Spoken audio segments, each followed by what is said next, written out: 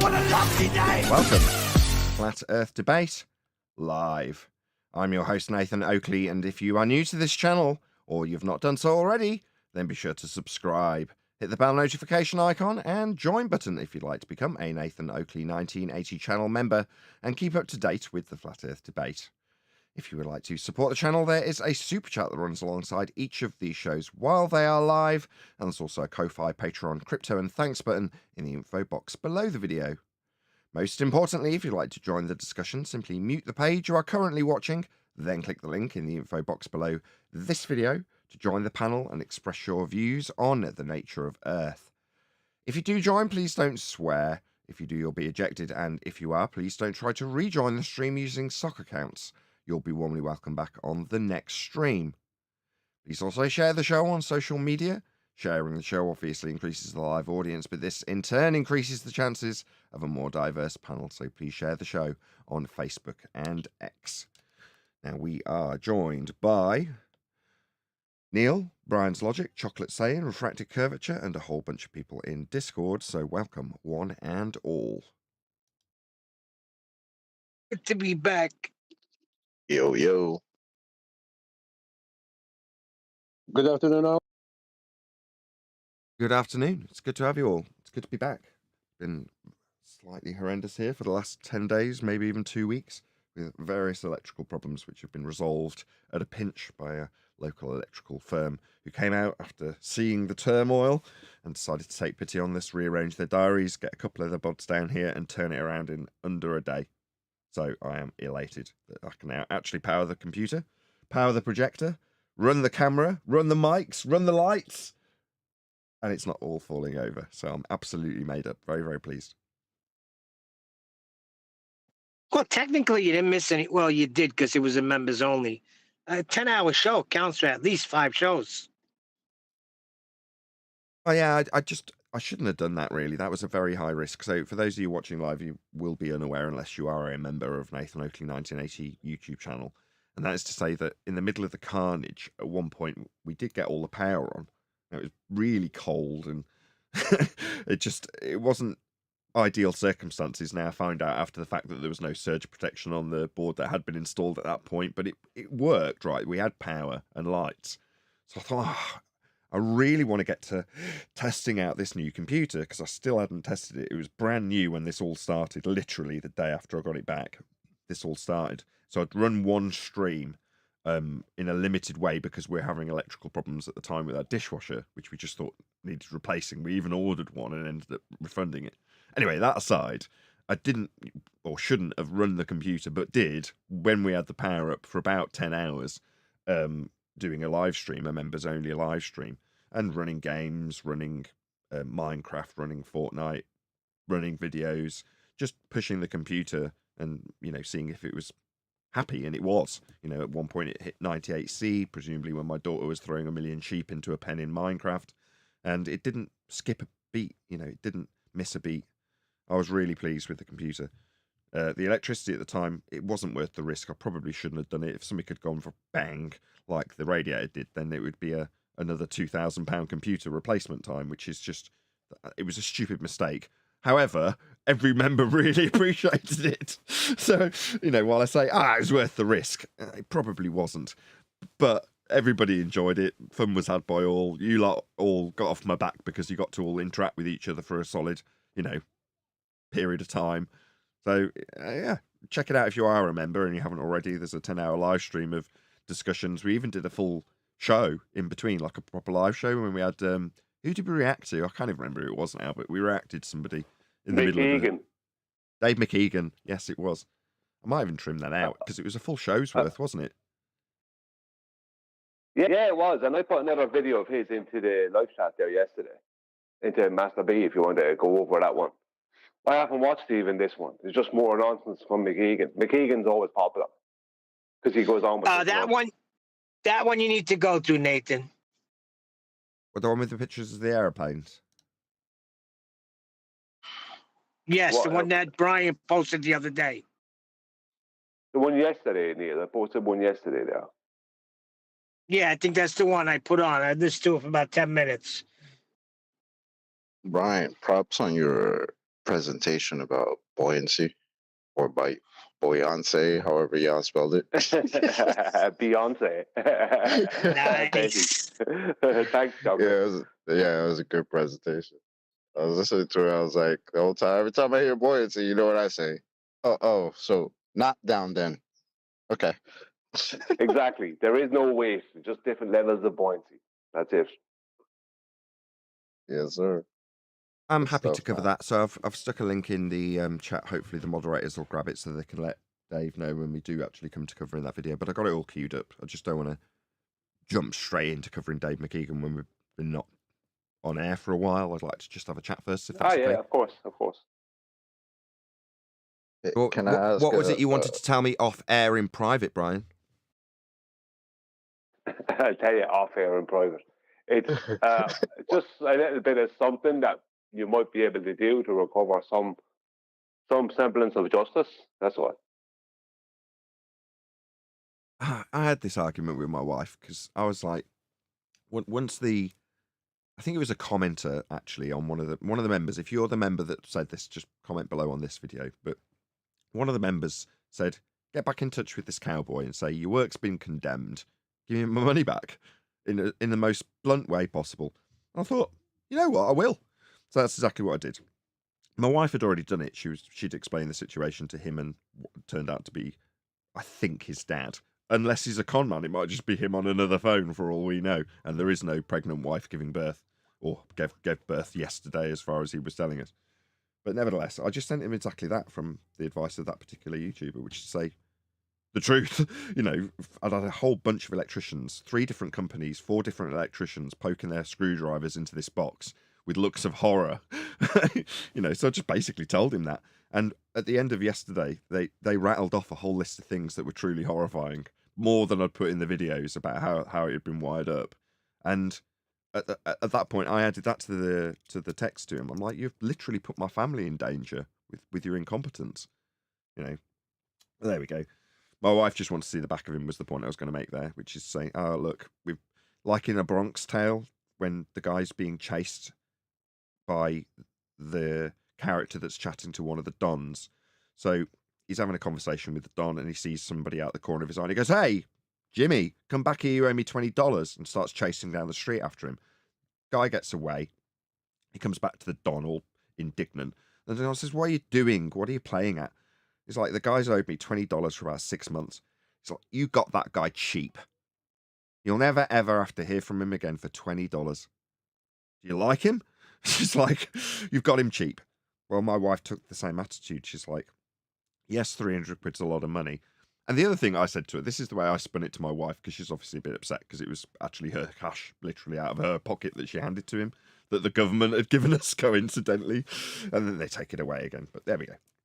She was all indignant about it. I was like, let's put it this way. I put it in this, again, to members in some of the videos. As much as it's fun doing Flat Earth debate, this is what I actually consider to be my job.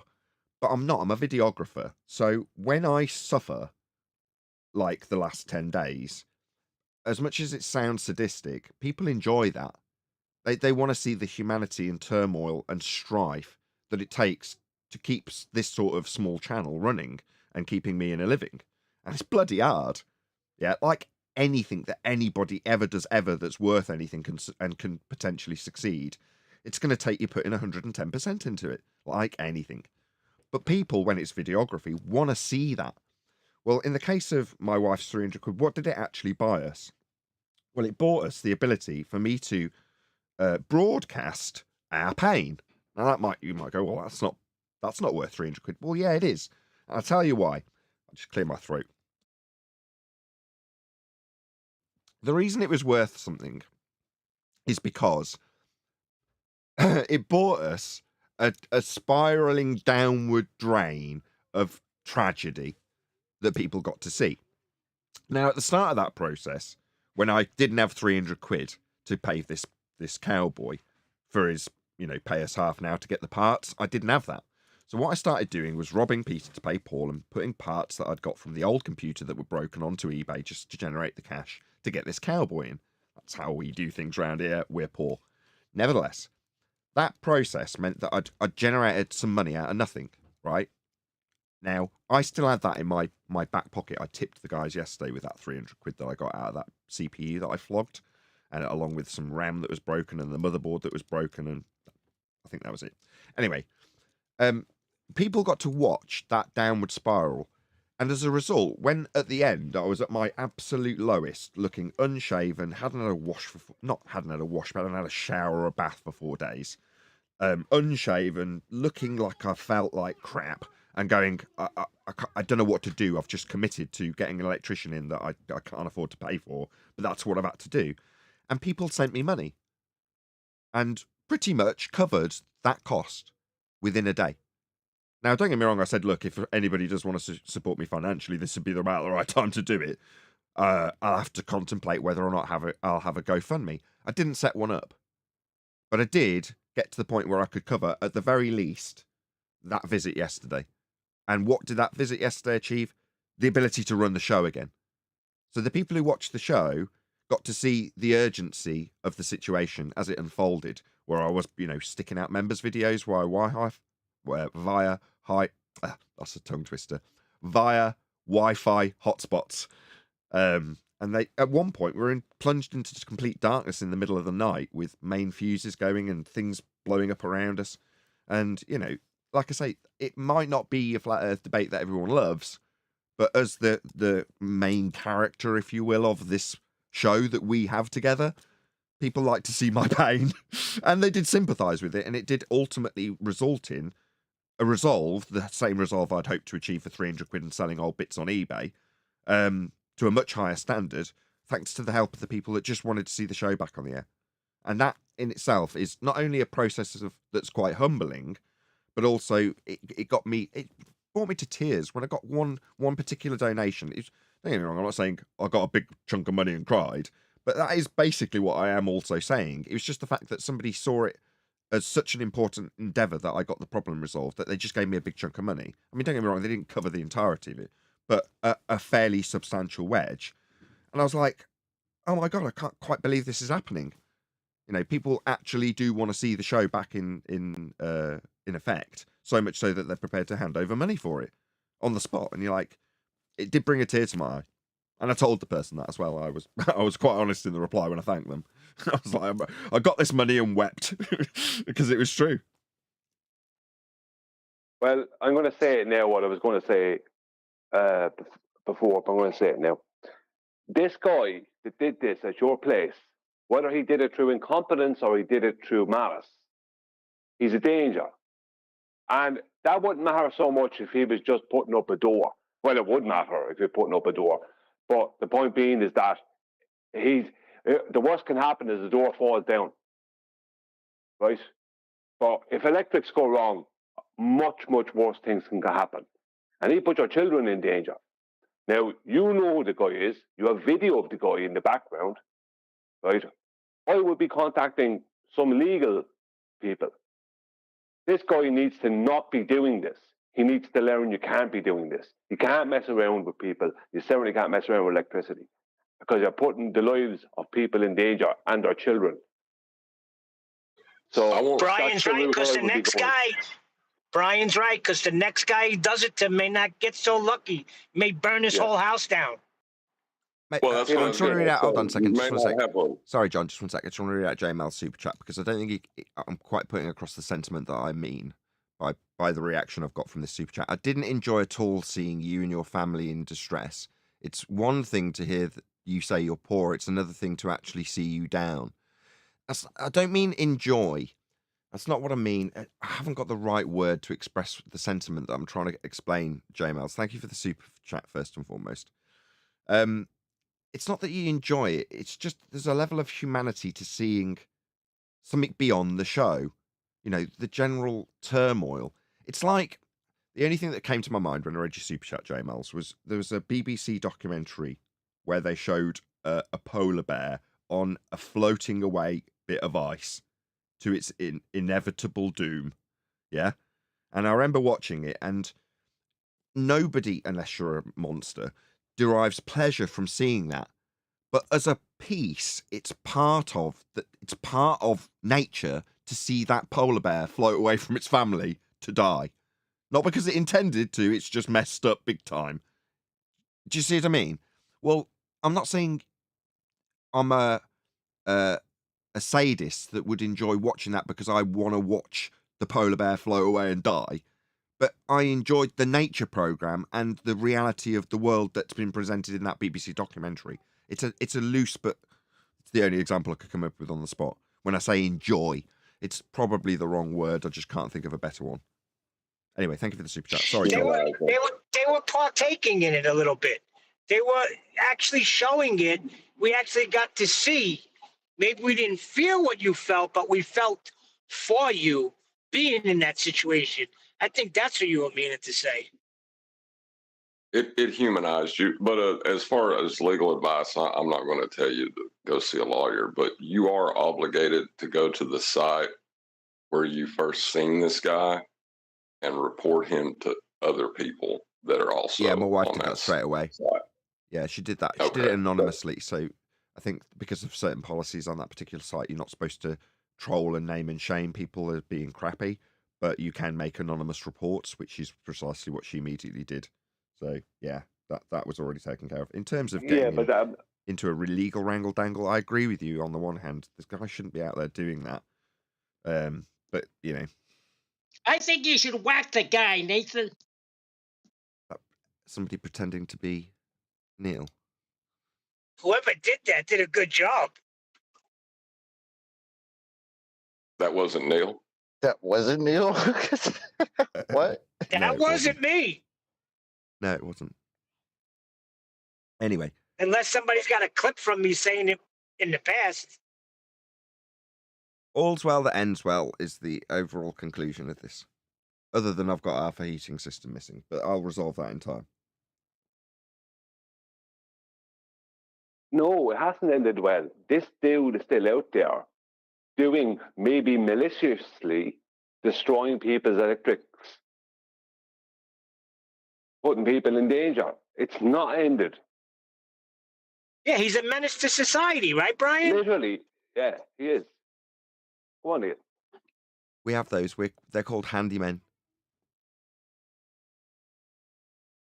Yeah, but you're not talking about putting a shelf up with some books. You're talking about electrics. But if a fire started in your apartment, that's likely to go to other people's apartments as well. Do you know what I mean? Like, electrics is the one thing you can't mess around with. You can mess around with other things, and you can still cause danger and harm. But electrics is, you're not going to just harm one person when something falls on them. You're going to harm everyone. Yeah, I'm between a rock and a hard place in this regard, you shouldn't be out there doing that. So it's my wife that's made the communication and contact with him initially, got him in to do a small job, and then even with him in my presence, I thought, yeah, this guy seems competent. From that point on, when I'm like, you should, or we should do this, that, and the other, my wife is of the opinion, I want to turn my back on this forever. That's her attitude. And you can't blame her. As much as I hear what you're saying, and I've put that to her as well, which is say, well, no, if he's in a mum's group, which is what it was from, then there's a high likelihood, if he's intentionally done things to make the job ropey so that he can keep coming back, then that might be his grift. In other words, he's got a whole load of vulnerable mums that need work and haven't got much money that are constantly handing over 50, 100, 50, 100 to this guy to do a crap job intentionally. In other words, he could be a grifter. Now, I don't know that. His story is that he's just literally having a baby and his wife's hustling him out. You check him out on Facebook and his wife out on Facebook, and it seems legit. And it seems like he's just started a family. He's a young guy. You think maybe because he's being whipped into doing as much work as possible for an imminent family starting, if he's to be taken at face value, then that story at least would lead you with an excuse for, yeah, you've run around bitten off more than you can chew when you're a handyman and you just want the money. And that's ended regrettably. Do I necessarily want to cripple the guy for it when I don't necessarily know that he is actually on the grift and a con man, when he could just be a young guy biting off more than he can chew? If he's a grifter, sorry, I have to over-talk you now. It doesn't matter if he's a grifter or if he's just an idiot. He's a danger. Yeah, I That's totally the point. agree. Yeah, I agree. You can't mess with electricity. The next mother's house he goes to might be the one that burns, and her and her children with it. That's the point. Exactly. I'm sorry, I have to That's say why it. you got to deal with it. Yeah, I have to say it, Nathan. Yeah, this guy, you have testimony that he's at least incompetent. Too incompetent to be doing those jobs from a proper electrical firm. The guy is But a see, danger. Yeah. you're saying he's either incompetent or he's doing it intentionally. But there's a third option to this, that he's overworked. which is, I think, a Well- very real possibility. Oh, come No, on. It's not. There's Are you no kidding way me, that's a possibility. No. Who cares? He's a Overworked. danger. He came along with the wrong fuse board, did everything wrong at Nathan's. He shouldn't be doing this. He has no business being an electrician. No business, whether it's out of incompetence or malice. He shouldn't be doing it. Yeah, I completely agree. No way. Completely. There's not one site I worked on anywhere, and I've worked on building construction in different parts of the world. Not one site that I worked on that guy would last a day, because he's a danger. Yes, indeed. Now, I'm not going to go on about it. In the meantime, my first priority, that aside, is to heat this place correctly. So I ordered another board for the radiator, put a screw in and destroyed, which was 150 quid. And I've told the electrician for when they can schedule me in, that's not like an emergency, this needs doing immediately appointment, like probably in a couple of weeks' time, that they're going to have to sort out a radiator on a wall and a boiler thermostat or whatever it is wrong with my water Did you system. say he put a screw in the radiator? Yes. So I asked him if he could look at a radiator that was rattling because it had a front fascia that wasn't attached properly. So I said, can you put that together correctly? I dug out the instruction manual. I could see on the instruction manual how to roughly do it, but it just too confusing to me because it just didn't explicitly say how to attach the front. But I got it to the page that indicated roughly how to do it and said, can you attach this properly? He then proceeded to just shove a screw into the first hole he found and force it into a daughter board that controls the circuit to regulate the power in at night. And it just went bang, as did the fuse board it just installed. In other words, what He's I a would menace have to done, society. what I would have done after reading the instruction manual and going, I can't really see which hole I'm supposed to put this screw in. I'll just guess, because I'm not an electrician and I don't know what I'm doing. I would have done exactly what he did. Literally exactly what he did. And the end result would have been the same. Bang. And I'd have gone, why the hell didn't I get an electrician to do this? Right? So, with that in mind, knowing that there's been plenty of things like that in the past that I have done where I've destroyed things because you go, it's just a screw. No, don't be complacent. It's a very powerful radiator that costs 600, 700 quid. Don't just shove a screw in somewhere where you don't know what you're doing. Get an electrician to do it. So the electrician just shoves the screw in where I would have shoved it in and destroys it. You're like, oh, great. I mean, it's a 150 quid mistake, but there we go. Not my mistake, an electrician's mistake. But this same electrician, as you say, cowboy, shouldn't be out there. There are various different places now I'm thinking about it, Brian, that I can actually report him to. Rogue traders and such like. Yeah? That's what you're suggesting I do, and I think you're right. Well, there's surely some construction, governmental construction people that you can report. The guy is a danger. I'm not into reporting people. I don't ever do. I've never done that like that. But unless the only time I would ever do that is exactly like that, because he is an incompetent danger, or he has malice. Either way, he's just as dangerous. The guy shouldn't be doing what he's doing. Ever. Agreed. Do you know what I mean? Right, whether he's done it intentionally, done it by accident, or just made a mistake because he's stretched himself too thin, he needs to be reported. Yeah, agreed. I am glad that it's over as far as this electricity and broadcasting is concerned. I am delighted that I'm sat here now talking to you about this, even though it's not the best things to be talking about. Hello, Adam. Hey, Adam. Afternoon, guys. I'm driving at the moment, so I'll try and help you. The saga continues, I hear. No. The saga does definitely have a light at the end of the tunnel, which has been reached. Now it's just sorting out little niggles. So, as far as I'm concerned, having reliable electricity, that's all I need to sit here and do what I'm doing now. Being cold, I've got a jumper on. You know what I mean? That's not a big deal. We're moving into spring anyway. So those things can wait a couple of weeks till the electricians who did an absolutely fantastic job can come back with space in their diary to tart up little bits of trunking and things like that. There's a whole wire mess in the paint cupboard, as we've called it, behind the shower, and that needs, tacking onto the wall. But all those little things don't stop us having a shower and making food. So I couldn't care less if it takes 2 weeks, 3 weeks, even a month for them to come back and do all those little things, including getting us hot water. Now we've got a shower. It's fine. We can do without hot water from the hot water tap. When you've got a shower, you don't care anymore, right? You can wait. Again, the heater that's right next to me now, it irritated me because it rattled during the show. I'd rather be cold than it rattle. That's why I was so keen for the electrician to put a screw in and blow it up, because it rattled. So I'd sit here hearing it on the recording and I'd be like, my expensive £700 radiator rattles its way into the microphone. That's annoying. Anyway, let's stop moaning about electricity. Gotta be honest, it's absolutely drained the crap out of me. I wouldn't be surprised if I become ill tomorrow. And you reach the point at the end of constant adrenaline day in, day out, and then you get to the end of it and go, I feel quite ill now. That's how I feel today. I shouldn't say that. I wanted to be upbeat and positive. What you need to have is a drink. I don't drink. That's the time A for nice alcohol. scotch. I don't drink.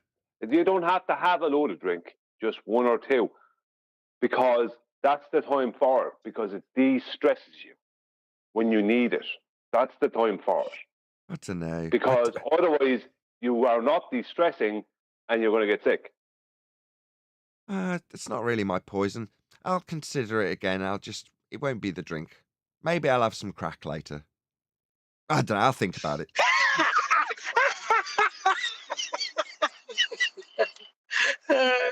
I knew alcohol was used for something, Brian. It's to de-stress you. It's the devil. Yeah, you need to de-stress because that's what makes you sick, is the stress.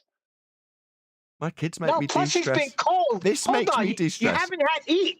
Other than being, charged with having to report this guy and, I don't know. I've got mixed feelings about it because of having met him and heard his sob story, but that could all be total nonsense. And regardless, as John points out, it doesn't matter if he's got a sob story, if he's putting people into. Anyway, apart from that, this is my de-stressing. That 9-hour, 10-hour stream was wonderful. I was so relaxed at the end of that. I forgot all about everything. The computer didn't fail. The electrics held. And at the end of it, I felt great.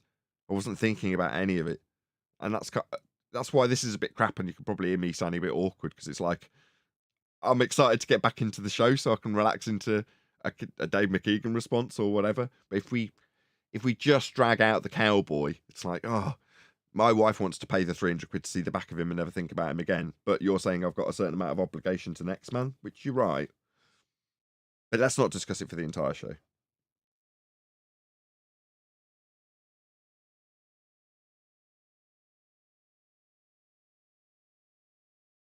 Or we could have total silence. There's either or good by me. Well, we thought we were going to run the video. That's what I thought you just said. Yeah, I thought that was a segue for the video. I thought I'd get some reaction. I'm coming across as the bad guy, and I'm trying to stop a family from burning alive. No. I'm not. No. You're not a bad guy. You're not telling him. You're not putting him out of work. You just don't want him to touch electric anymore. Let him find something else to do. Yes. Yeah, indeed. he can labour for block layers. Do you know what I mean? Like I used to do. That'll make him money too. I agree. Any more on this? Hopefully we'll draw a line under it at this point. Okie dokie. I want to hear McKeegan. Yeah, well, that's what I'm going to call to action now. So, audience, if you're watching live, how many people have we got live? Let's have a look. Nice to know, as it's the first day back after a small hiatus. I'll actually see. 75 people watching. Cool. Please share the show if you haven't done so already. And as I say, a very warm welcome. we are going to cover Dave McKeegan right now. So I'm going to put a link to his video. Please let Dave McKeegan know at Nathan Oakley 1980 sent me. Also, if you remember, at about the 7-hour mark, there or thereabouts, if you scroll through on that members only stream, we did another response to Dave McKeegan. I can't really remember what it was about, but I remember Dave McKeegan being on screen after someone told me that's who we did this morning. So there we go. Hopefully that's enough time for us to get some of the live audience members to go to Dave's video and in the politest possible way say, Nathan Oakley 1980 sent me, we responded to your video. Now the idea, although in previous attempts I believe Dave's responded to us and not put links to our video, or it could have been someone else, I forget. In any event, the idea is that should Dave McKeegan respond to this video, he would put a link to our video, helping us along in the YouTube algorithmic love that we so sorely do not receive from YouTube. So hopefully that's enough time to get people back here and we'll cover a bit of this video. I haven't actually sound checked the volume, but we'll do that now. Alan, thanks for joining us for another video. Recently, I was made aware of claims made by taboo conspiracies about the German Knickerbine system used in World War II. Knickerbine was a method of radio navigation that was used by German bombers to achieve a higher degree of bombing accuracy, especially at night when they couldn't actually see their targets. Anyone familiar with this?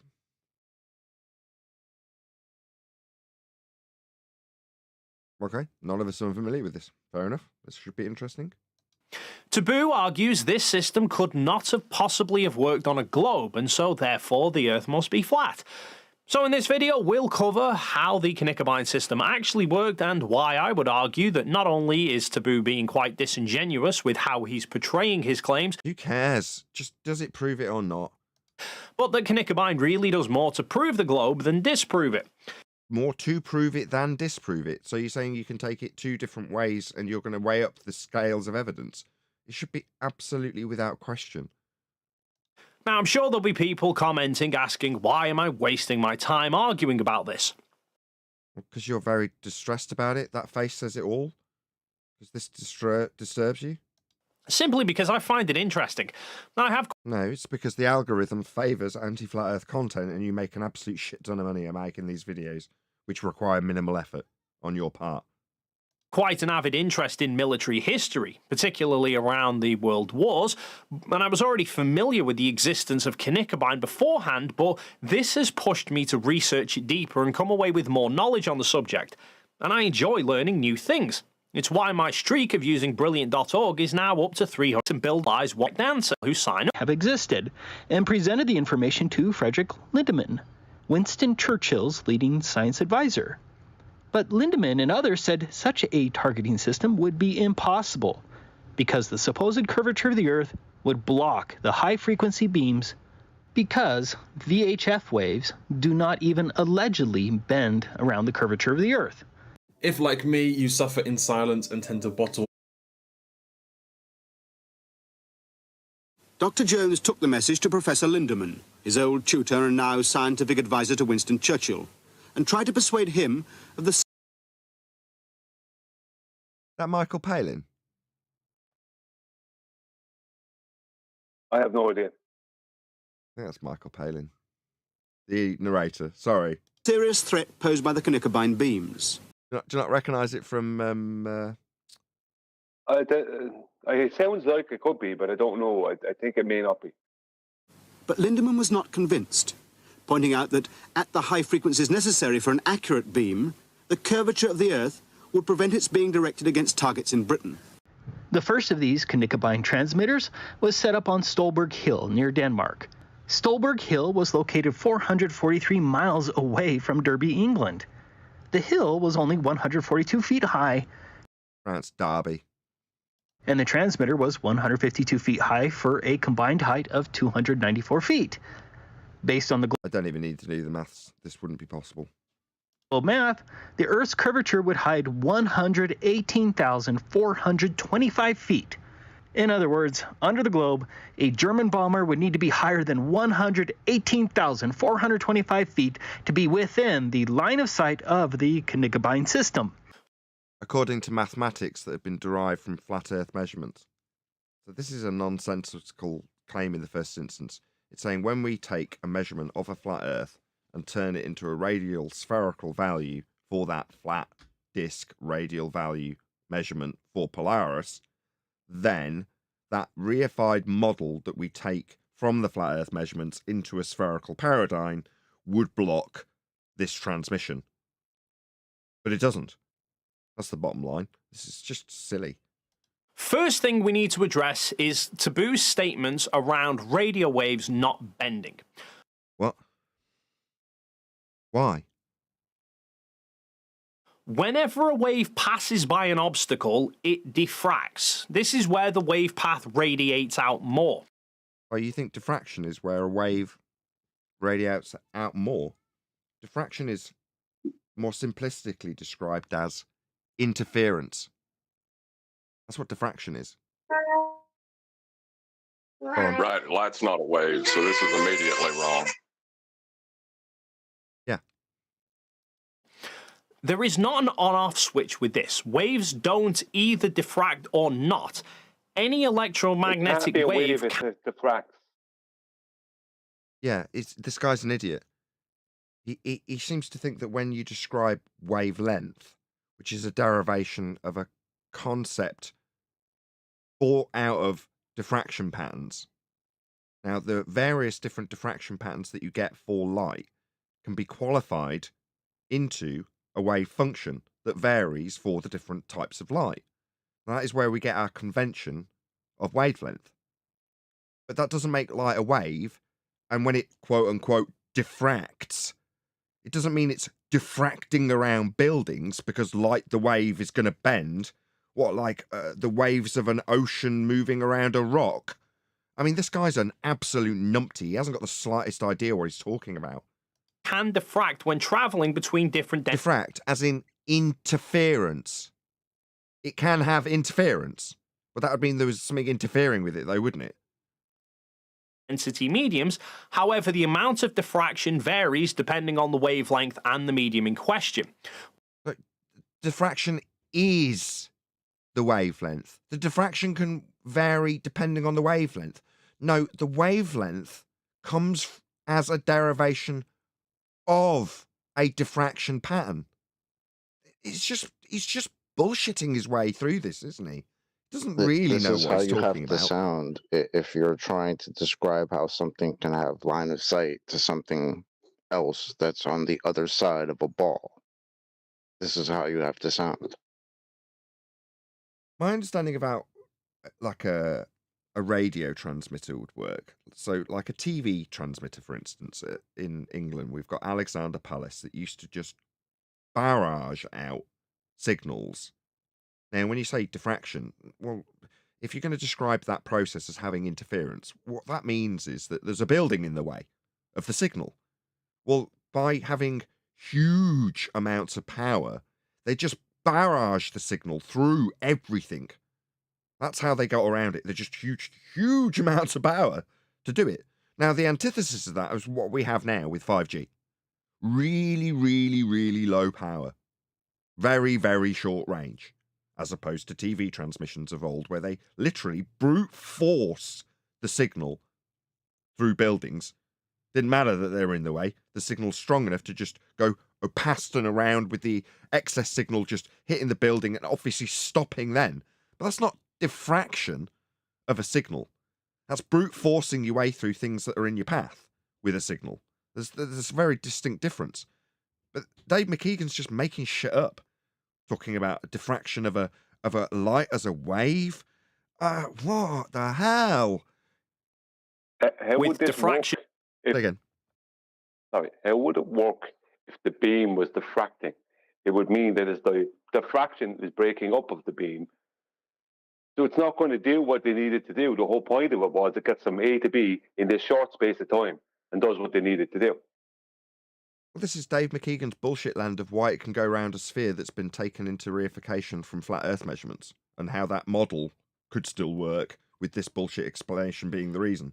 Reducing as wavelength reduces. So high. Wait, what? As wavelength reduces? What? Frequency equals less did diffraction. In prior videos, the same guy tell us all about how we would need flat baselines. Is this the same guy? But what it's showing is a signal reaching a building and part of the signal stopping when it hits the building and the rest carrying on. This is what I described in terms of a TV transmission and brute force. That's all this is. Lower frequency equals more diffraction. Whoa, whoa, whoa, whoa. How is this signal now growing when it goes past the building? What's that all about? What is this crap? It's why you can listen to radio stations in your car even when there is a hill between you and the transmitter, because the radio waves can diffract around the hill. No, they're not diffracting around the hill. It's just brute force. It's just a really strong signal. What's he talking about? Diffracting around hills? Has anybody got a clue what this guy's actually babbling about? He thinks he's somehow going to prove the globe. So he's... the guy is making stuff up. He doesn't know what he's talking about. Hill, and it's why it is harder to get a good TV signal versus a good radio signal when there are obstacles between you and the transmitter, because the TV signals run on a higher frequency and so don't diffract as much. Right. The frequency being higher, if you're talking about wavelengths of light, is a convention derived from its diffraction pattern, and you're describing stuff getting in the way. That's what you're just... I can't quite believe the level of ignorance, to be perfectly frank with you. This is quite shocking. Taboo alludes to VHF radio waves not bending. VHF waves do not even allegedly bend around the curvature of the Earth. Except VHF, or very high frequency radio, is a band of frequencies between 30 to 300 megahertz. And? That's quite a broad range, and in fact, Knickerbein operated on between 30 to 33 megahertz. So what does this have to do with them bending around a reified model taken from flat Earth measurements? Not that that ever needs to be justified. Go on.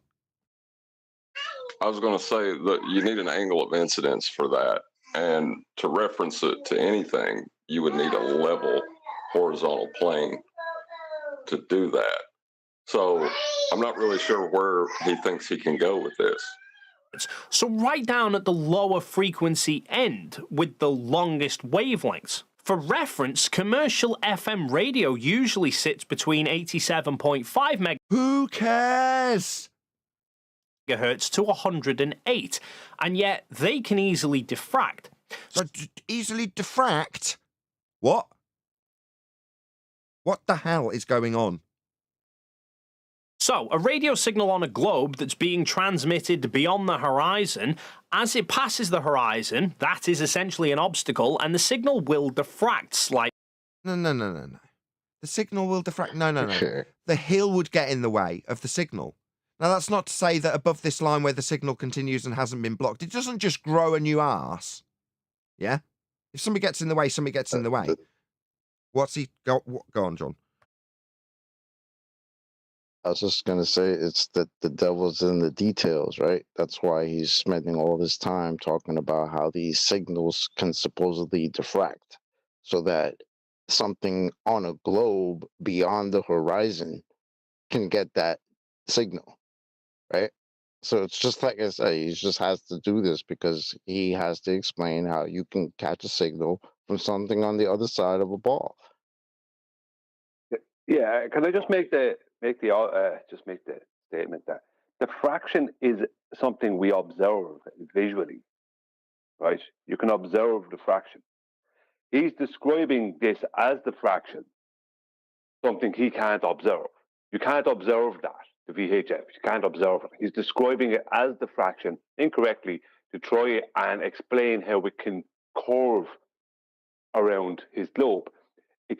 Diffraction won't cause something to curve. He's thinking of a wave that will curve. Light is not a wave. Diffraction proves it's not a wave, and diffraction won't curve. He's thinking that he thinks that it's this wave of light that all travels as one solid unit or one flowing unit or something. Do you know what I mean? He's completely off base altogether. But this is what they do, these people on the opposite side. They step into topics without properly learning them, And then they want to tell the world all about this topic that they haven't properly learned. Lightly, meaning a receiver wouldn't necessarily need to. Meaning that they would build receivers in valleys, like depicted here, right, Dave? Because that's where they build receivers. Transmitters. Yeah? So they build them in valleys, don't they, Dave? Yeah? That's often where I see TV transmitting equipment, in a valley. Because they don't worry about a hill getting in the way, do they? Yeah? Like in your diagram here? Now, I would like Dave to show me an example where they've got a TV transmitting antenna array in a valley. Because that's precisely what he's attempting to convince you of in this stupid, nonsensical garbage, using the word diffraction, which he doesn't understand. So, Dave, is this where they put their transmitters? I'm pretty sure they put them on top of really tall hills. Yeah? You total clown. They don't put transmitters in valleys. Yeah, why? Well, because the hills get in the way. To have direct line of sight with the. Go on.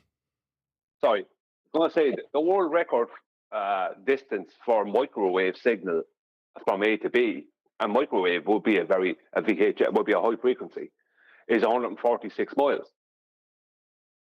I think they got it to 163, but I know they definitely got it to 146.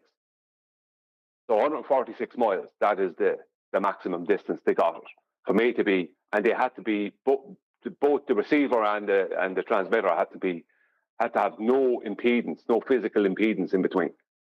No, you're wrong. No, Dave says they do it in valleys. I am wrong then. Sorry. They do it in valleys. Diffraction solves the problem. Yeah? Next time you see one of your 3G, 4G towers up on a big hill somewhere, no. Don't kid yourself. Yeah? The rest of them are all in the valleys because of diffraction. Right, Dave? Complete clown. This is where they are, right? In these valleys. Stupid idiot. Transmitter to actually pick the signal up. No, what they do is they figure out where there might be obstructions with respect to a horizontal plane of reference, Dave. Last time I checked this, which was about 6 years ago, my understanding was they actually use Google Earth Pro to do this, to figure out if there are topographical impedances to line of sight.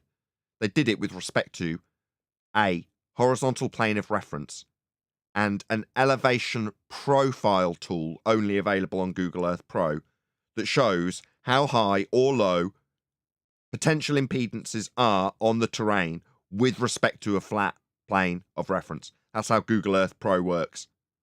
And last time I checked, that's what they use to set up these antennas. Taboo also includes a clip from a documentary that talks about this.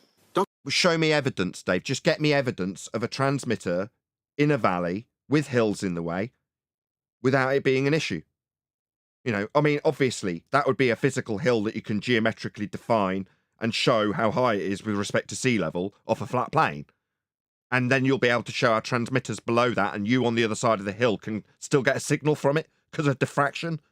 Not your imaginary Earth curve that's derived from flat Earth measurements of Polaris to give you a radial value on a flat plane that you can call spherical, and then decide to justify how an Earth curve we ain't seeing and have debunked 4 years ago is actually not getting in the way because light diffracts. When light diffracts, which is a convention that gives you wavelength, it gets around hills and stuff that you're not demonstrating. This is garbage, Dave. Pure garbage. Dr. Jones took the message to Professor Lindemann, his old tutor and now scientific advisor to Winston Churchill, and tried to persuade him of the serious threat posed by the Knickerbein beams. But Lindemann was not convinced, pointing out that at the high frequencies necessary for an accurate beam, the curvature of the Earth would prevent its being directed against targets in Britain. So governmental advice says Earth curve gets in the way. Earth curve didn't get in the way, Dave. This clip appears to be from a video called The Secret War, which I'll link below, and this is where I feel Taboo is being a bit misleading with his... Sorry, Dave. We've just got a problem. You've provided no evidence whatsoever for your claim that transmitters can work in valleys, other than a diagram in orthographic view with a transmitter in a valley and an alleged hill in the way and it not interfering with the signal. Yeah, Dave, your crap doesn't really hold water. Okay? But what, you're going to, after not providing any evidence beyond your orthographic cartoon that transmitters can transmit through hills, yeah, you're going to start critiquing Taboo's source. Oh, right, I see. Claims. The section he's chosen to include uses Lindemann's initial objection to Knickerbein, which states, quote, "At the high frequencies necessary for an accurate beam, the curvature of Earth would prevent it being directed against targets in Britain." Yeah, we heard. End quote. Transmitted signals don't travel in a perfectly narrow beam. They inherently spread out the further away from the source they get, and the lower the frequency, the more the spread. Higher frequencies can remain in a narrower beam for longer. So the problem with using lower frequencies for navigation is that at far distances, the signal would cover quite a wide corridor, and you wouldn't know where you were within the beam. Seems like a reasonable objection so long as there's no Earth curve in the way.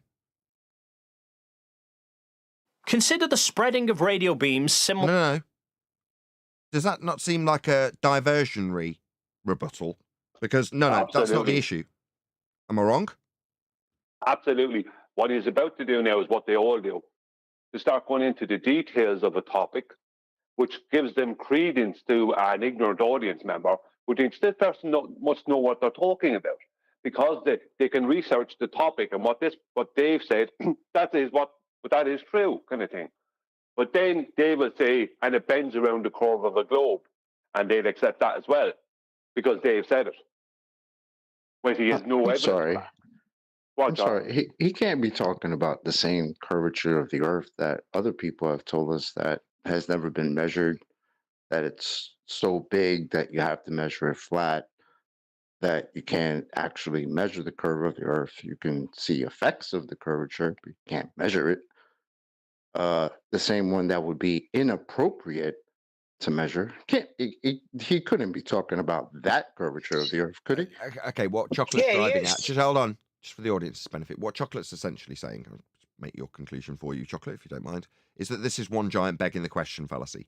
The premise that this refutes is based on an idea that we have defensible Earth curve automatically assumed in this discussion.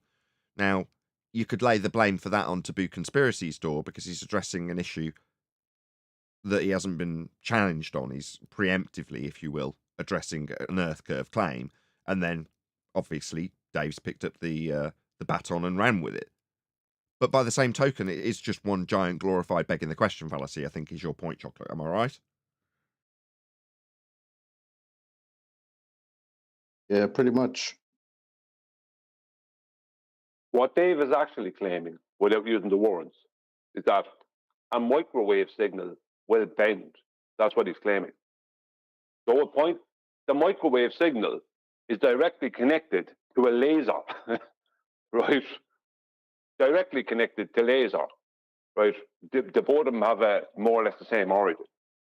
The whole point of a microwave signal is that it goes in a straight line. It's a high frequency signal that has a short distance, but it'll go in a straight line. It takes a lot of power to send it where you need it to go, of any great distance. But the whole point is that it's concentrated and goes straight. It doesn't do what Dave is saying. High frequency beams, radio beams, does not do that. They don't do that. Similar to light from a torch. Flashlight for our American friends. If we shine the light at a wall and consider that as the target area, the further away the target is from the light source, the larger the area that the light is landing in. Now consider a plane inside that circle of light. The plane can see the light, so it knows it's within the light beam, but it doesn't know where within the beam it is. Yeah, this in no way addresses the issue that Taboo Conspiracy's raised, which is that there's a physical obstruction claim to be taking place. Beam divergence. So what? It could be in the centre, but it could also be near the edges. But this could be an issue if you're trying to follow a glide slope. Who cares? And this is where This is a total red herring. Lindemann's initial objection came in. that at the distances... No, the objection is that there'd be earth curve blocking the smegging signal. Like your hill in a valley, you know, your little hill that's blocking the view of the transmitter that you say, nah, it don't matter. Yeah, because that's where they build transmitters in valleys. Yeah, that's the issue. From Western Germany to targets in England... With a hill in the way. For a beam to remain narrow enough... Sorry, no. For the hill to be in the way. Yeah, now, if you're watching, Dave, and you don't realise that you've just been hoodwinked, then you're a dumbass. Yeah? Over the target area to have been any use for guiding bombers, it would have needed a frequency far too... Right, are we talking about following glide slopes into an airport, or putting targets on ships in the distance to bomb them? Or are we talking about a signal having a hill getting in the way? Because it seems like we've got a complete red herring non sequitur now. Too high to get over the curvature of Earth. However, he had a slight oversight that the Germans had actually worked out a way of using a much lower frequency. Back in the early 1930s, German electronics firm C. Lorenz AG had developed a blind landing navigation system called the Lorenz beam, which was installed at many airports and guided planes onto the runway whilst flying blind, such as at night or in bad weather. Wouldn't be much use if it was bending. Yeah, but this system... what has this got to do with the system? Nothing. The system claims a high frequency signal. It doesn't claim a low frequency signal. So it doesn't matter if the Germans also could do this other thing. The whole point of this system is it's an A to B in straight line system without a physical impedance, tangible impedance. That's the point. Them worked by transmitting two alternating signals, one... So now we're talking about a completely different system. From either side of an antenna along the flight path for the runway. One side would transmit dot sounds, the other side would So I called it. This red herring leading onto glide slopes. I called it before we even got there. Transmit dash sounds. If a pilot was approaching off-center of the runway, they would only be... Who cares? If he was approaching with a frickin' mountain in the way, do you think this would apply? Because your diagram had a frickin' mountain in the way. Here's your diagram. Dave, your diagram shows that there's a glide slope with a mountain in the way of the glide slope to make this comparable. Yeah? You hearing me on FM? Yeah? Notice how this signal in the little box on the left, which is his diagrammatical explanation for extending the arse of signals that have got a hill in the way, that's got nothing to do with the beam divergence when you're following a glide slope, Dave. Yeah? It would only be equivalent if there was a mountain in the way of this glide slope. Yeah, that isn't what you're comparing, though, Dave. It's a total red herring. Be hearing one of the signals, and they would know they needed to correct either left or right, depending on whether they were hearing dots or dashes. When the plane was in the center line for the... What about if there was a mountain in the way, Dave? Yeah? Would it work? Would it just bend its way around it? Would it diffract its way around the frickin' mountain? Because that could cause a serious problem if glide slopes diffracted their way around mountains, Dave. Like you're alleging they diffract their way around the hill you call Earth curve, like when you had your transmitter in a valley. Yeah, glide slopes don't diffract around mountains, Dave. Runway, they... Diffraction's the wrong word, by the way, Dave. I'm using your stupid word, yeah? Would be in the overlap between the two beams, and the pilot would hear both signals, which combined to produce a continuous beep. Would he hear it in the glide slope that's got a hill in the way of it, Dave?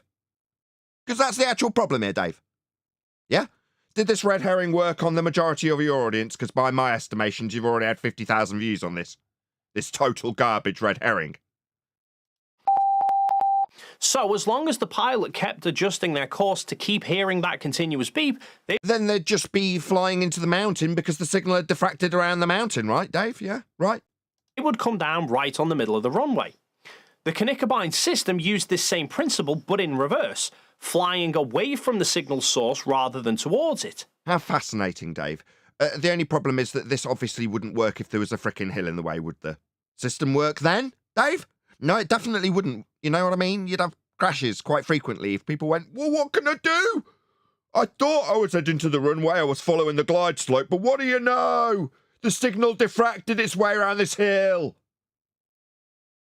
Projecting a Lorentz beam away towards a target, if a pilot is on that beam and hearing only dots, they know they are left of the target. Is he just putting in this gas so that he's got enough garbage between the original claim and the dumbass audience member, so the attention of the ADHD crowd is appealing to has been severed by the time he gets to the end of this boring ass point that just legitimizes his research as opposed to being an overcome to anything that taboo conspiracies actually put forward? Is he just boring the pants off his audience? Yeah, that's what he does. That's what they do. They'll go into the basics of a topic and then some complexities of a topic and give the impression they know what they're talking about because they're regurgitating the basics or complexities of this topic. But they never get checked then on the other claim, which is the light is doing this bending, the microwave is bending over their globe. That's a nothing. So all the people listening to him think he must know what he's talking about because I researched this thing he was talking about there and it is what he's saying. Yeah, but that doesn't mean that what the other thing he's saying is true. Just because he's detailing this true thing doesn't mean the other thing is true. No one researches that part. They just go, Dave must know what he's talking about. You know what I mean? That's what it is. Yet he has shown no evidence for his original claim.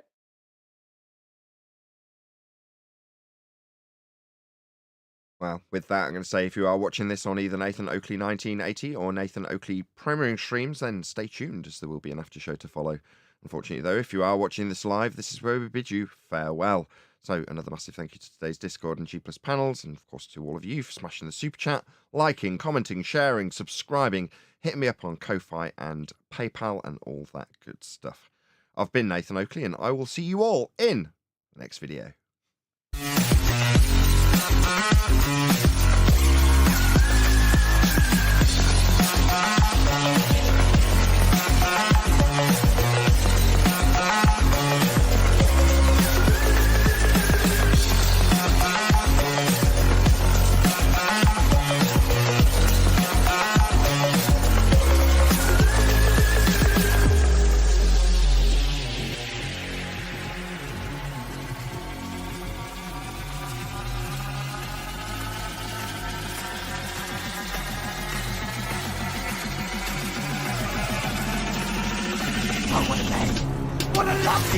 Shout out to Iron26 for hitting the super chat. He says he is conflating water diffraction with radio wave diffraction. Thank you for the super chat, Iron26. Stay tuned if you're watching an after show.